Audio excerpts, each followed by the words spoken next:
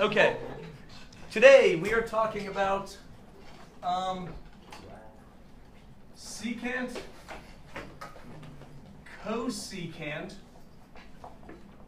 and tangent graphs. And if we have time, we'll also look at cotangent graphs. Now, for secant and cotangent, it's fairly simple, but tangent and cotangent may take a little bit longer. So at this point, I'm assuming you guys are all proficient with what we've done with sine and cosine graphs. Okay? Please lie to me and go with that assumption. All right, so we're going to start with the secant parent function. Now, here's the deal with secant and cosecant graphs. This is going to sound a little bit weird, but here's how I picture it in my head. I don't actually know how to graph a secant or cosecant graph, but I do it all the time. Ask me how. How? Thank you. There you go. Here's how I graph these. First, first off, do you remember what secant is in relation to other trigonometric functions? Which one's secant? Reciprocal of cosine. Reciprocal of cosine. Chris had it right the first time. There you go. So secant of any angle is 1 over the cosine of that same angle. So I don't graph secants or cosecants. I graph cosines. Let me switch to a different color here. In red, first I'll put in some tick marks. 1, -1. What's the period of your average cosine, your cosine parent function? It's a period of just 2 pi. Once around the unit circle. Okay, cut 2 pi in half, we get 1 pi. Cut pi in half, pi over 2. Triple that, 3 pi over 2. Okay, and now my cosine graph starts at a peak, goes to a middle, goes to a valley at pi -1, goes to a middle at 3 pi over 2, goes back to a peak corresponding to the value of cosine at 0 degrees, 90 degrees, 180 degrees, 270 degrees, and 360 degrees on a unit circle. So in red, I've just graphed y equals cosine theta. Hopefully that's not too startling.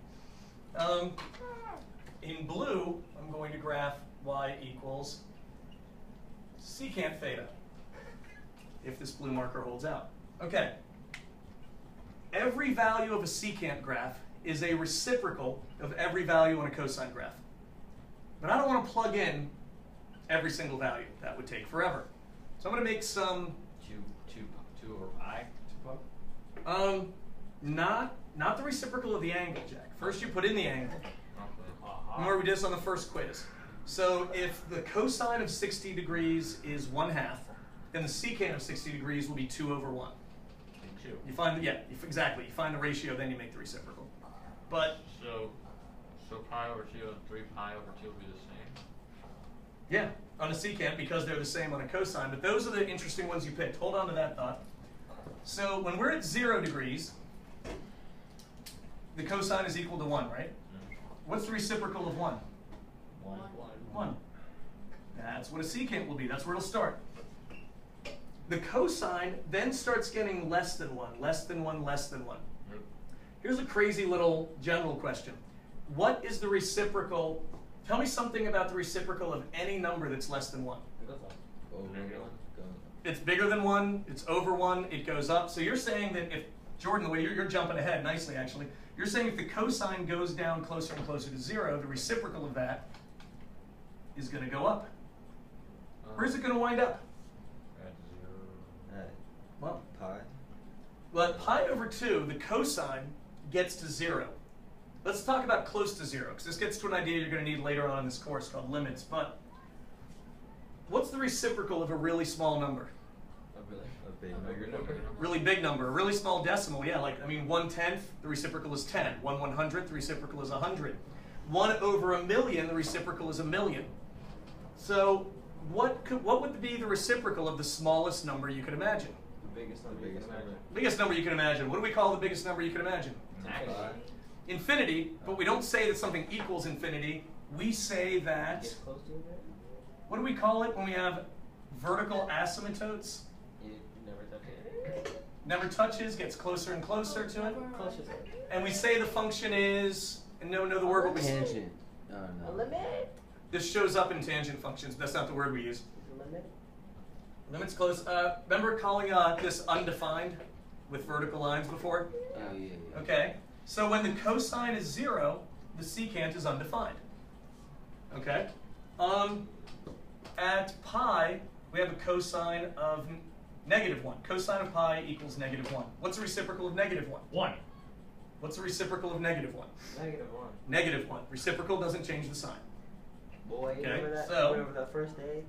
Alright, so here's what the secant will equal -1. Now, here's a quick way to think about this.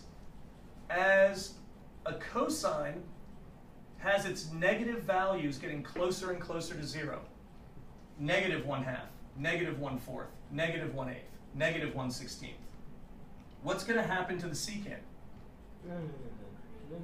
For those who can't see, Jordan's interpretive dance is that the secant is going to go away from 0 as the cosine goes close to 0. What? What's the reciprocal of -1/2? -2. What's the reciprocal of -1/4?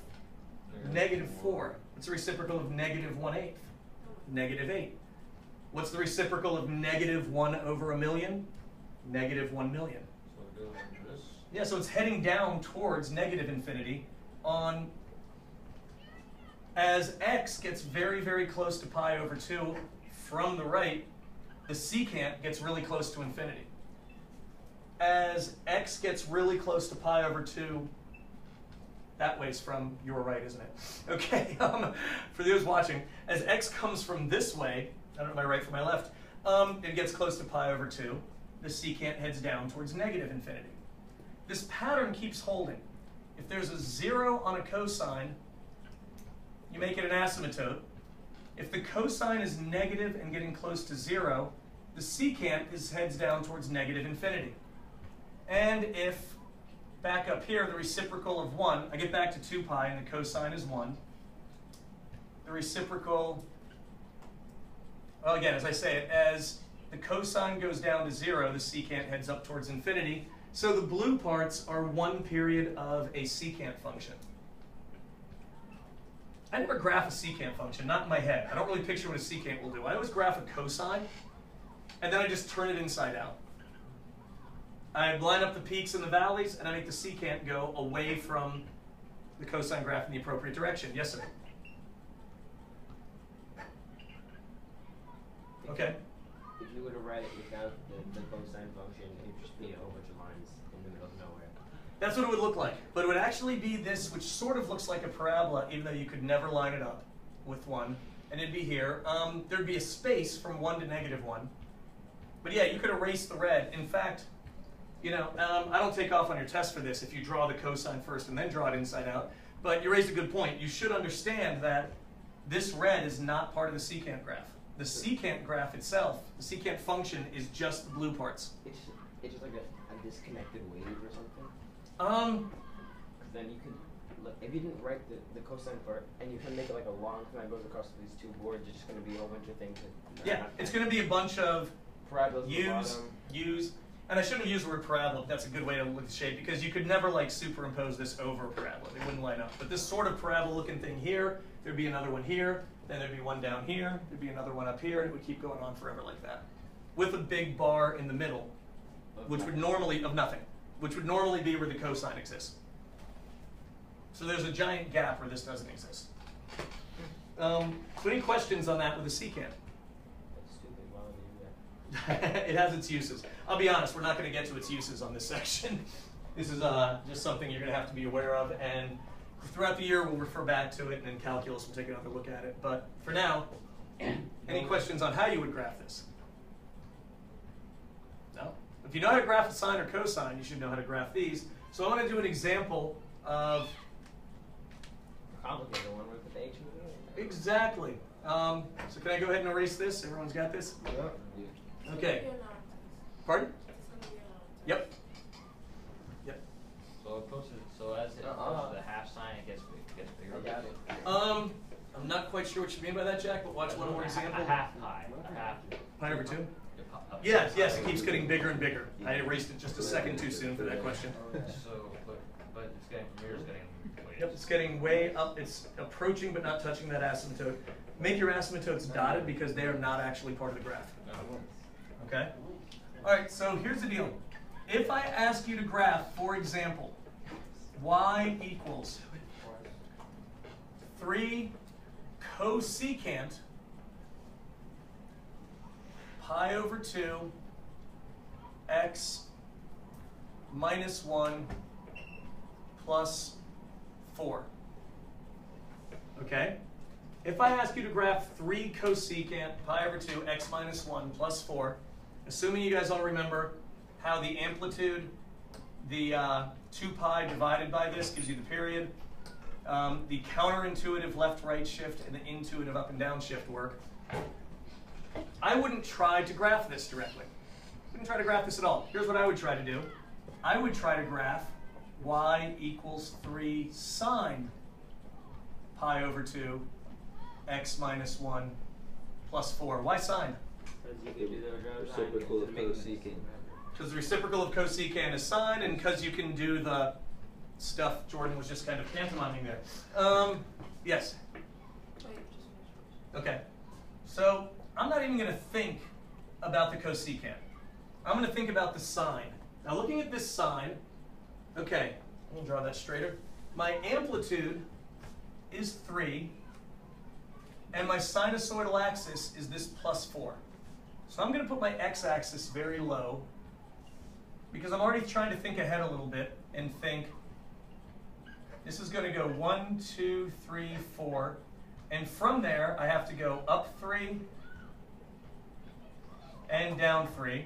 So 1, 2, 3, yep, there's 4, 1, 7, except 7 is down 1. So these are the 3 y values I most care about, correct? Yep. Just looking at amplitude and sinusoidal axis, I know that I'm going to have a sinusoidal axis like this on my sine wave, and then I know the amplitude will take it up to 7 and down to 1. And I know this because A is 3 and H is 4. What's my K value? 1. Positive 1. Very good, pretty. Very good. How do you know this? It's what's inside the parentheses with just the x, and left and right shifts on functions are always counterintuitive, so I switch the sign. Well, let's not be. Okay, now the b, what's this going to do? It goes to a period. Yeah, we know the period is 2 pi divided by b. So then it would be 2 pi over 1 times. Pi squared. Oh, It's you could 4 Or pi. 4 pi. Nope, close though. Everyone be pi. Everyone just be pi. Wait a minute, let Jordan figure this one out. You take away the pi's. Yep, And you multiply the 2's, and you get a 4. very good. Don't worry about the over 1. Okay, so the period is 4. Now, this is sine wave has been moved. Normally, if I were just going to graph this with a period of 4, I'd start here and I'd draw my sine wave out to 4. But it's been moved over 1. So I'm going to put my tick marks on the bottom as 1, 2, 3, 4, 5 to graph 1 full period. I've got my 5 marks I need to do my sort of 4 sections of my sine wave. And let's see, I wrote this in green. So my sine wave is going to go middle, peak, middle, valley, peak, right? So is this the correct sine wave with a sinusoidal axis of 4, a period, sinusoidal axis of 4, and a period of 4, and an amplitude of 3, and a phase shift of positive 1? Is this the right sine wave? Yes. Am I done? No, because the assignment was to graph a cosecant wave. That's exactly what you meant. I know that. I'll do the cosecant in red for no apparent reason, even though I wrote it in black up there. Okay, here's a thing that can be tricky. I mentioned it before with graphing sines and cosines. Your sinusoidal axis, I've said it's your new middle. I've also said it's like your new x-axis. So on the cosine wave, when we graph the secant, I said turn your zeros, your x-intercepts, into asymptotes. Here, that rule has to follow the shift. So first off, does this sine wave ever actually equal 0? No, it never actually hits down here. But we still have asymptotes. We still have that undefined thing happening as if it hit 0. Keep it mature, Jordan. And we have, and they occur wherever this sine wave hits my sinusoidal axis. So wherever the sine wave hits the sinusoidal axis, that's where I have my asymptotes. And see, Jack, this is where you can't get hung up on the parent function too much. Okay? This cosecant is going to follow all the changes of the sine. So normally, you would say, wait a minute, the reciprocal of 7 is 1/7, but no, that's not what's happening here. What's happening is the peaks. It's a wave turned inside out. Where there's a peak in the sine wave, we have a valley on the cosecant. Where the sine wave heads towards its sinusoidal axis, the cosecant heads up to infinity. Where the sine wave heads up from below to its sinusoidal axis, the cosecant goes down to negative infinity. Can't see that one as well as I'd like. And just as the sine will repeat, I'll do another period to make it. Just as the sine will keep repeating like that, the cosecant will keep repeating forever, both above the peaks and below the valleys. So this only happens at peaks and valleys. Yeah. And middles. Middles of a sine wave or cosine wave. Every time it hits the middle, the sinusoidal axis, whether that's the x-axis or not, that's where your asymptotes go. Every time you have a peak, you go up away from the sine wave. Wherever the sine wave has a valley, you go down away from the sine wave. Is this how you say you don't know how to graph it? Yeah. Honestly, if I didn't draw the sine or cosine wave first, I'm not sure I'd know where to start. I would find it very difficult. But because I know sine and cosine waves pretty well, and I think you guys are getting there, always graph the reciprocal function, and then just fill in my imagination, I think of it as tear it inside out. But just always graph going away from the peaks and valleys, and graph it around the asymptotes that you put wherever it hits your sinusoidal axis. Think you guys can handle that? Yeah. Okay. Now how do we do the Now we got to get to the tangent and hopefully the cotangent. That's a slightly trickier one. Can I erase this? Yeah. Okay. All right. There's a parent tangent function you need to know, but there are some tricks to it that can help you know it better. I'm going to show you where it comes from, and that might help you remember where the parent function comes from. As usual, the more you know the better you know the unit circle, the better off you are. Don't start copying this graph yet, because this graph's a little tricky. Talk about Nixon. Apparently. But anyway, we'll leave that off for now.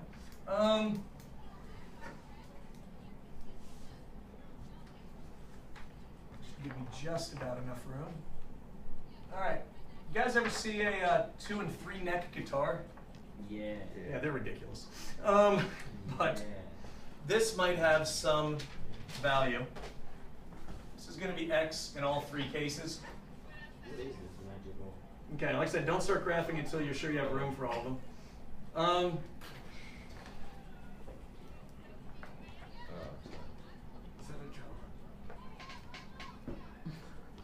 Okay, I gotta make sure I line these up.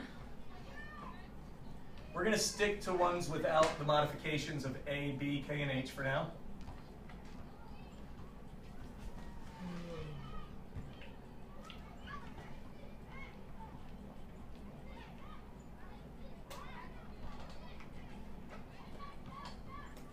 Okay, here's what I'm going to do. I'm going to graph a sine wave up here. And I'm just going to go, I'll put these in. This will help me a little bit. From 1 to -1. I'm going to put another 1 here and another -1. And I'm going to graph first the sine of x. At this point, you guys should know it goes middle, peak, middle, valley, peak, right? Sure. Sure? You're very accepting today, Isaac. Here, I'm going to graph a cosine of x. This one starts at a peak, goes to a middle, goes to a valley, goes to a middle, goes to a peak. You guys okay with that? Yeah. Okay. Down here, you're going to help me graph a tangent. Ooh. Green. Pardon? Okay. Awesome. Yay. Here's the rule we're going to use. Okay? We're going to use the rule tangent of x equals sine x over cosine x. You guys remember that rule? Sure.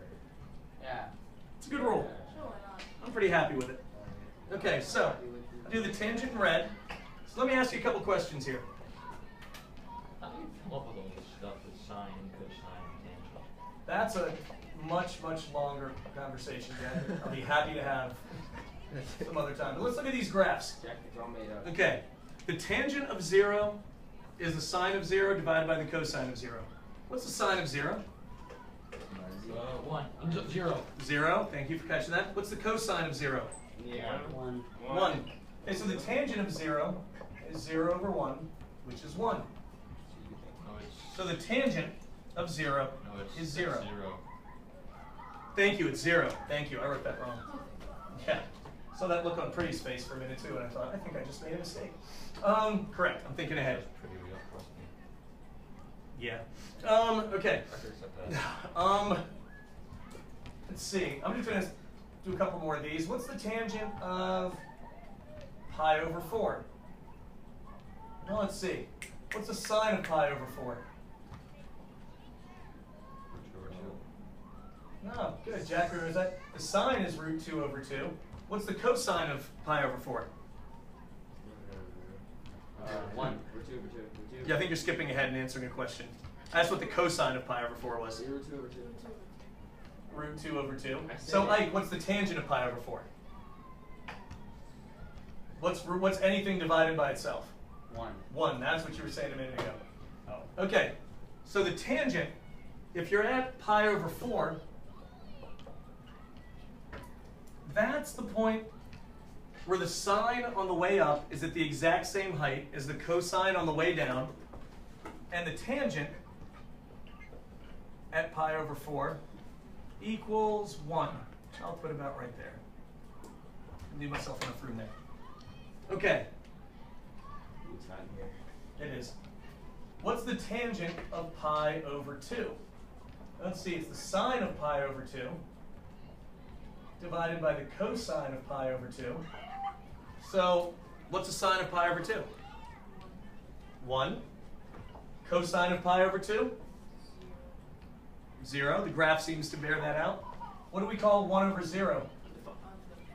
Undefined. What do we draw on a graph when something's undefined this way? Asymptote. Vertical asymptote, which Jordan also says is a straight line up there. Yeah. So, I have a vertical asymptote. I'd be a perfect like math instructor. All right, now take a look at this. I'm going to draw this. Guys, stay with me. I'm going to draw this all the way up there. That peak is a little off. But this will help. It's sine over cosine, right? These are all less than 1. The sine is getting getting closer and closer to 1, I should say. The cosine is getting closer and closer to 0. These are all fractions less than 1. What does it mean when you divide by 1/2? What's that the same as? Multiplied by 2. Yep, same as multiplying by 2. And we're dividing by the cosine, right? Tangent is sine over cosine. So you're dividing by 1/2, you're multiplying by 2. What about when you're dividing by 1/4? What are you doing? Multiplying by 4. What about when you're dividing by 1/10? Multiplying by 10. Excellent. What about when you're dividing by 1 over 1 billion? Multiplying by You're multiplying by 1 billion, yeah. So what the tangent does, as the cosine gets really, really close to 0, Let's get real big.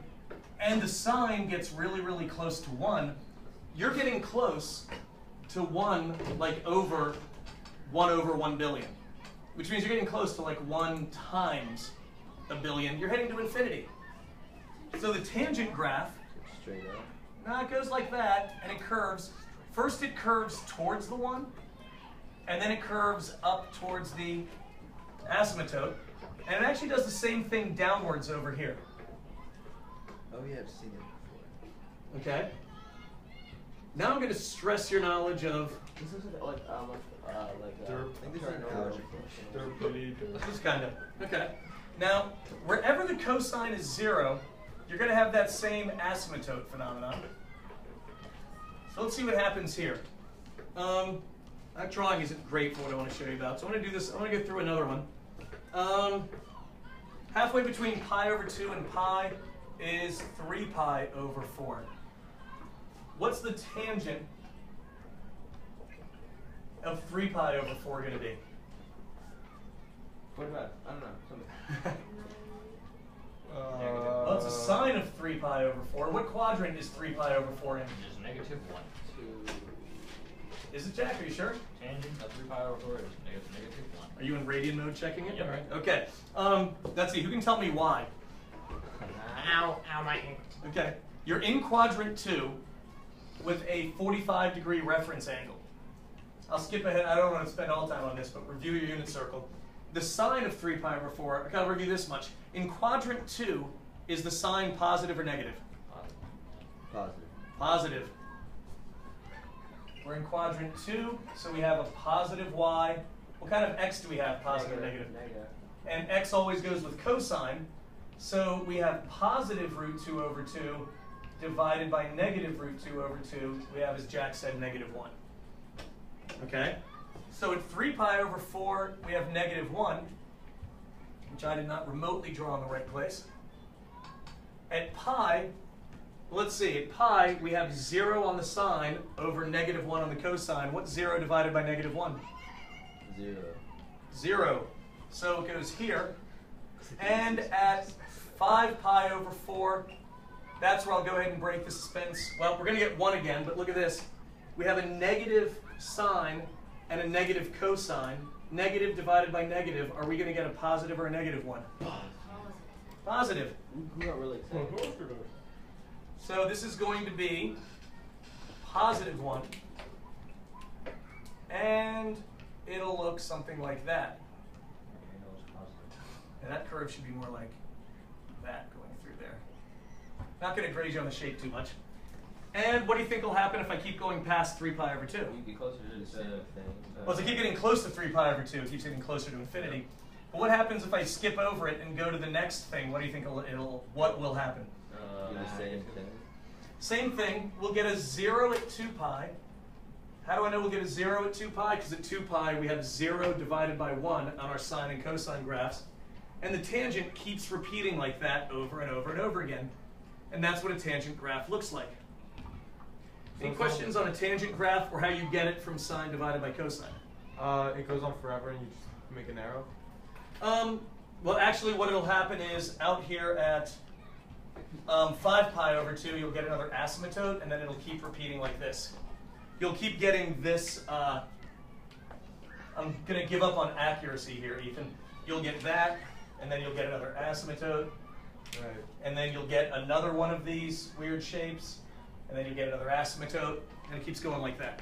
Okay. Yes, pretty. Do you just another way of saying it, like in sine and cosine graphs, do you Uh-huh. just tracing? Okay, never mind. Okay. Sorry. You probably have a good thought in there. If you can think of it, I'd love to hear it. But Yeah. all right. Any questions on how I did this? Nah, man. Okay. Now you don't have to do it this way every time. Can I erase this? Yeah. No. All right. Not yet. You Can I erase the graph part? do a picture. Okay. Oh wait, you can't. Never mind. Yeah. All right. Here's what you remember on the sine and cosine graph. I just said there were certain qualities the parent function had that you had to just memorize Just had to know, memorize, deeply understand, remember from the unit circle. However it was, you had to know them really well. Here's what you need to know about a tangent graph. I don't expect you to do it. This is where it's a little bit, I'm sending a bit of a mixed message. For graphing secant and cosecant graphs, I really expect you to first just graph the sine or cosine. For graphing a tangent graph, I don't think that would be a good use of your time to graph the sine, graph the cosine, and then figure out the tangent graph from that. There's a little bit better thing you can do, and here's what I think it is. Here's your parent tangent graph, one period. One repetition. You have an asymptote at negative pi over 2, asymptote at pi over 2. The tangent of 0 is 0. The tangent of pi over 4 is 1. The tangent of negative pi over 4 is negative 1. Now from the unit circle, I would expect you to know that tangent of negative 90 degrees is undefined. Tangent of negative pi over 4 is negative 1. Tangent of pi over 4 is positive 1. Tangent of 90 degrees is undefined. And tangent of 0 is 0. And from there, you remember it goes up and to the right like that. It can look like a straight line, Chris, if you draw it as sloppy as I just did. So you want to make it look more curvy there. And you need to know that that's pi over 4, 1. That's negative pi over 4, negative 1. And that's one repetition of the tangent graph. Any questions on where I got those points based on what we just did? So, how did you get those points for this one? Thanks, Jack. Talk to me later. Quick quiz. What's the period of this function? 1. Uno, dos, tres. 1, 1.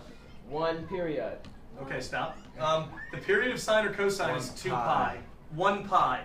If you go from negative pi over 2 to positive pi over 2, you've gone a distance of 1 pi, right? So this has a different period, and this changes things a little bit. Don't do that again. Yes? I'm sorry. Okay, stretching or do you have a question? I'm just stretching. Okay. Sorry about the yawn. Stop. All right, now. Sorry, don't scroll.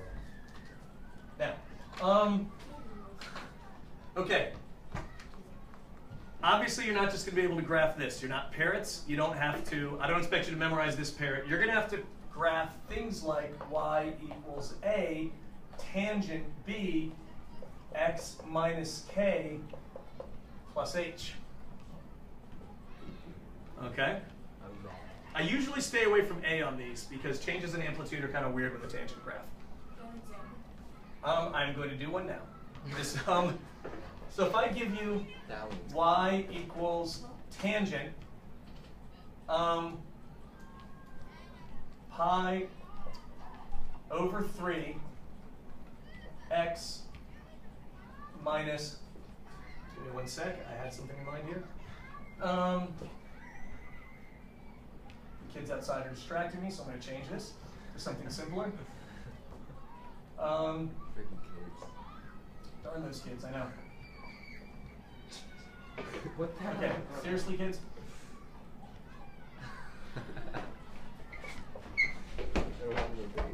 Okay, I think that's what I wanted to do. We'll find out in a minute. All right, first off, I put a trap for you in this problem. Anyone know what it was? What's my trap? The pi over 4 thing. Pi over 4 and pi over 2. Yeah. Is this problem in this form? No. No, what do I have to do? You have to factor. Excellent. I have to first factor out the pi over 4, and that'll leave me with x minus Pi over. I said right. Pi. 2 pi. X minus 1. 2x. pi over 4 times what gets you pi over Why did you just factor 2 pi out of there? 1/2. 2. 2. Not a pi. Don't need a pi. Got one here. Oh yeah. Why? 2 times pi over 4 gets you pi over 2. Right? Sure. Okay. So, Jordan, I could have factored the pi out, but that would have left me with 1/4 x minus 1/2. Remember, this phase shift only works if you've gotten it to be 1x, if you factored everything away from the x. And here's a detail for you. Plus +1, thank you. I haven't gotten there yet, but thank you for catching that. Okay, so now I have to take this graph and follow these rules. I have to take this parent function and I have to bend it, twist it, move it around. I think the camera will catch this. Chris, Jordan, check. I've got to about, what, here? No, you have a little bit more. A little more? Excellent. Okay, that's plenty of room. All right, Yeah, so you have a lot more. Yeah, I'll you graph it over there. Okay, so what does A equal? What does A equal? Oh yeah, 1. 1. What does B equal? Equal pi over 4. Excellent. Now, here's the change. Because the period of this tangent is 1 pi, there's a change. The period is just 1 pi over b. For sine and cosine and cosecant and secant, this is 2 pi over b. For tangent and for cotangent, it's just pi over b. So what is pi divided by pi over 4 going to be? 4 pi. 4. Just 4. Very good, Ethan. So it's going to be pi over 1 times 4 over pi. Those will cancel. The period is just 4.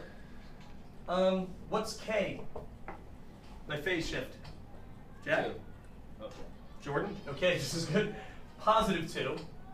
And h is 1. So I need to take this parent function and change it. I don't have to change its amplitude, which is good because stretching these is weird. I do have to change its period to 4. That's not a bad number. I have to move everything 2 units over and 1 unit up. Okay? Ike, are you offended by the sounds of happy children? Okay. Yes, Jack? I was not real dry. Okay, that's all right. I got it. All right. I don't like that already. Maybe I don't. Okay, guys, take a look here. Now, normally, okay, let's ignore that for a second. Let's ignore the phase shift. Okay, look at this parent function. This parent function is centered on the y-axis with half of its period to the right and half of its period to the left, correct? Yeah. Okay? If there was no left or right shift, this tangent would also be centered on the y-axis with half of its period to the right and half of its period to the left. With a period of 4, that would mean if there was no side-to-side shift, I would expect this tangent graph to go from -2 to +2, and that's where I would draw my asymptotes. Does that make sense? Sure. Okay. Yeah. But that's not what I'm looking at. In fact, Isn't your thing 4 though? Negative. well, the period's still 4. So here's my -1, -2, 1, 2, 3, 4. So normally, if there was no k, I would graph this from -2 to +2, and life would be good, right? Yeah. But how far is this shifted? 1 to the right. 2 units to the right. I Oh, hope. 2, yeah. So 2 units to the right. So instead, boom, this is going to go from 0 to 4. Okay? If I were graphing the original function, it would be in between these 2 green asymptotes, right? Need It would to look know. something like that. Need to know. Well, it would be, yeah, but it's not. This is what it would be if not for the k value, if this was not there. But since it is there, I'm going to move my asymptotes over. I'm trying to draw an asymptote on the y-axis. Do you guys see that? Yeah. Please don't misunderstand and think I'm trying to draw it at some small decimal. And over here at 4. Okay, now, if there was no h, my parent function hits the x-axis right in between my asymptotes, right? Right in the middle. That's where I would expect this thing to hit the middle. But I have an h. It goes up 1. So instead of having a 0 right here on the x-axis at 2, 2 is the middle, it's going to be up 1 from there. What else do I have going on? I've taken care of the period, because I've made it 4 units between my asymptotes by doing pi divided by b. I've taken care of my phase shift. I've taken care of my up and down shift. At 3, it's going to be at 1 above y. Yes, and these are the extra points, exactly. At 3, Jordan, very good. It's going to line up with 2. And I misdrew it a bit. I need to draw it through there. And it's also going to hit at 1, 0, correct? Because Jordan noticed with an amplitude of 1, the parent function went up 1 and down 1 to these 2 points. Okay? And because my period is 4, I'm going to go 1/4 of that over, up 1, 1/4 of that over, down 1 to get this shape. Yes? Is y still in between k and k plus period? No, all those rules we did, for all those rules for sine and cosine for modeling the data, yeah, no, just don't. I think that would confuse you. That would confuse me. Is it always in between the y-axis on its own and the period? No, well, the parent function is usually centered on the y-axis and in between 2 asymptotes, half the period left, half the period right. The only reason May I this have one your isn't attention, please? I is need a because of this volunteer to phase check shift. off a bus, please. A volunteer to help Okay. check off. So a happy bus. we preserved that for posterity. All right, guys, that's it. The homework is online. Take a look at it, and